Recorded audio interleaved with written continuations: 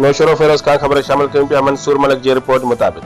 ॿारनि खे हिफ़ाज़ती टुकन लॻाइण जे आलमी ॾींहं जे मुनासिबत सां सिविल अस्पताल नौशरो फिरोज खां प्रेस क्लब ताईं सुजाॻी मुहिम रैली कढी वई, जंहिंजी अॻवानी deputy commissioner Naushahro Feroze, Tajbeen Alam, civil surgeon doctor Khadim Ali Mangrio, DSO doctor Asadullah Kalhoro, doctor Sikandar Abbasi, focal person doctor Lubna Gangro, doctor Abdul Sattar Palal, doctor Hakim Ali Jokhio, doctor Sikandar Ali Zumro, PPA शहर जे ज़िले मैनेजर गुल रहमान अब्बासी, पैरामेडिकल सिंध जे सदर खादिम हुसैन मस्तोई ऐं ॿियनि मीडिया सां ॻाल्हाईंदे चयो त अॼु आलमी सतह ते ॿारनि खे हिफ़ाज़ती टुका लॻाइण जी क़ौमी मुहिम हली रही आहे,